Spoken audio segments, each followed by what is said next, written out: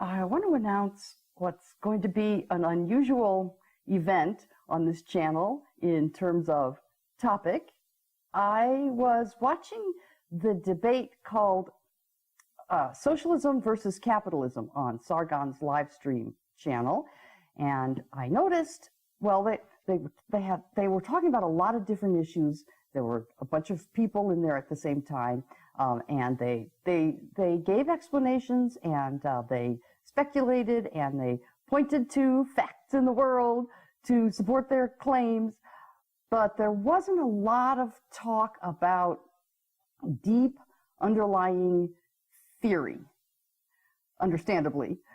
And what talk there was just very, very brief and in the way of description, just a couple of sentences sort of describing, and then they were off into the other topics.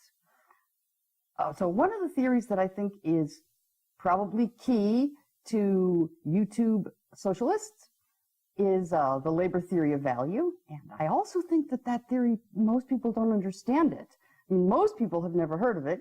And I think that probably not a lot of people really understand what it's trying to say.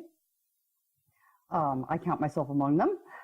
And I wanted to show you so when it does come up in the debate and how quickly the debate moves on for illustration. So you can see that the labor theory of value got really very little attention during the debate, and it wasn't well defined, for example, and one of its concluding predictions that in the long run capitalism is unsustainable and that no amount of regulation or tinkering or social safety nets or completely removing every single visible hand could prevent the eventual collapse of a capitalist system. That concluding prediction, that the connections between the theory and that conclusion, how it is on the theory that capitalism is doomed, was never even touched. Even during this part of the debate that I'm just about to show you, where it does come up, when the very name of the topic is capitalism sustainable? So I'm going to show you a quick clip of when it was first brought up, and look for Sargon at the tail end of this clip. You can see Sargon trying to bring the conversation back to the labor theory of value and trying to get the panel to explain and clarify, I mean, just what the theory even says. This is one of the first points that Marx makes in one of his most basic works. And basically, fluctuations in supply and demand around the equilibrium, they don't actually really mean anything on their own. Because what is a high increase in price from that? What's a low increase? It's all relative on its own without anything to reference to. So what equilibrium is that this references, and what helps us decide whether something is a large or small increase in the fluctuation, is the cost of production to actually make this thing that's on the market.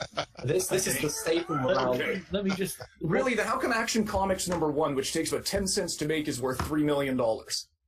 I'm sorry?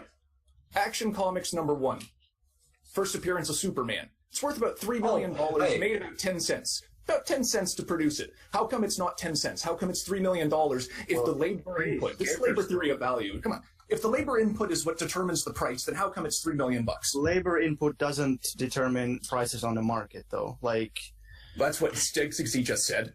So if you guys want to make that, you guys want to work that out. No, that's not what I said. Anyway, let him finish. The biggest question I'd have for this theory is that if that is true, then why do so many businesses go out of business?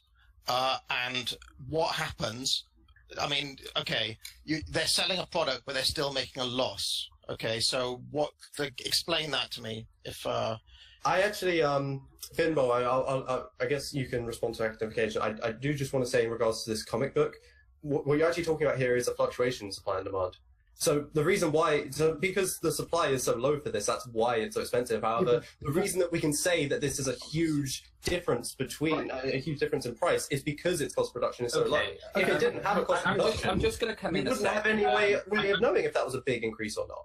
I'm just going to come in a step because Finnish Bolshevik wanted to mention something about famine and can socialism do things better when there's an opportune moment. That's something he mentioned in the Hangout chat. So I'm going to let him have the stage.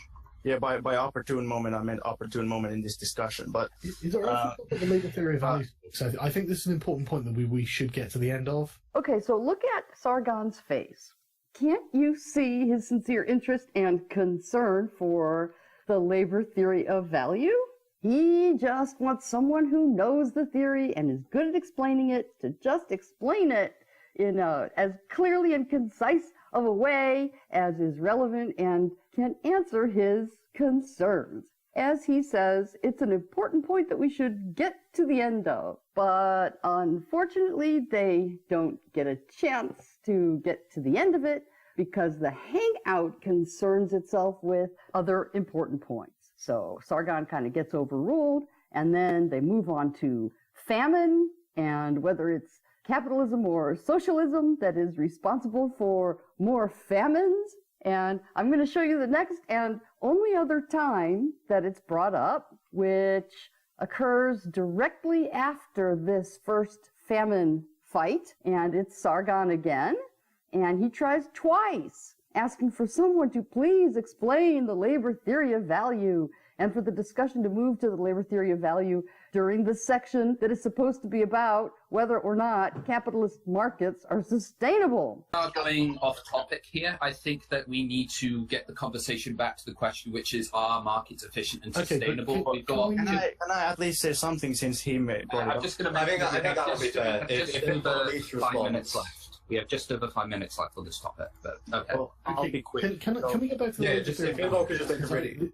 This is really important to me. And It is. I want to talk about it as well, but I think it's only fair if everyone makes a really quick response to what academic agent says, then we'll get right back to the labor theory of value. Well, come on, let's just talk about this. Let's get to it. Let's get to what Sargon has to say. Yeah, this is driving me crazy because if labour is what determines value, then there wouldn't be any price fluctuations. Why?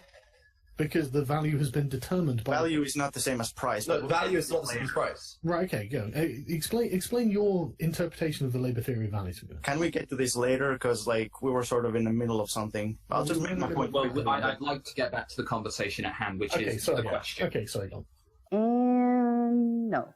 They go back to famine again, and no one mentions the labor theory of value again. And just look at how disappointed Sargon is.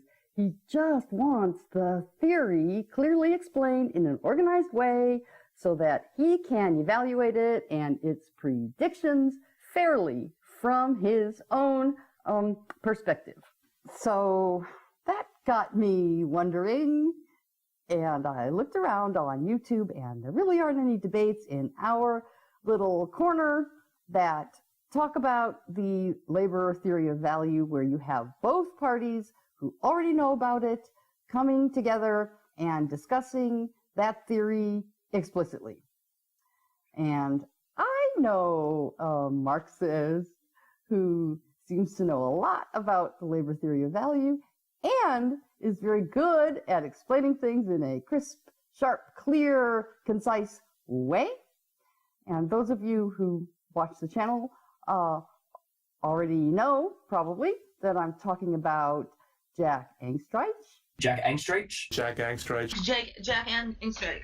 Jack Angstreich. Well, my name is Jack Angstreich. So I asked him if he might be interested in debating with a capitalist who also seemed very much to know about the labor theory of value already ahead of time. And debating, explaining what it is, what it predicts, and debating with that capitalist the potential merits and flaws in the theory. And he graciously accepted. So then I just had to get a hold of the knowledgeable capitalist. And I want to thank Noel Plum, link in the description, for connecting me with the academic agent, link in the description. And then I asked the academic agent if he would be interested in discussing specifically the labor theory of value with a Marxist who knew about it. And he graciously accepted. And so now I am announcing a discussion debate, very informal, between Jack and the academic agent. It will be Monday, this coming Monday, the 7th, at 7 p.m. Eastern, which is 11 p.m. GMT. And I hope to see you there. There will be an after show. I'm just going to open the Hangout, introduce them. Maybe I'll ask Jack to explain the liberal theory of value, but then I'm just backing away and I'm going to let the two of them handle it. So I hope to see you there and to see you at the after show.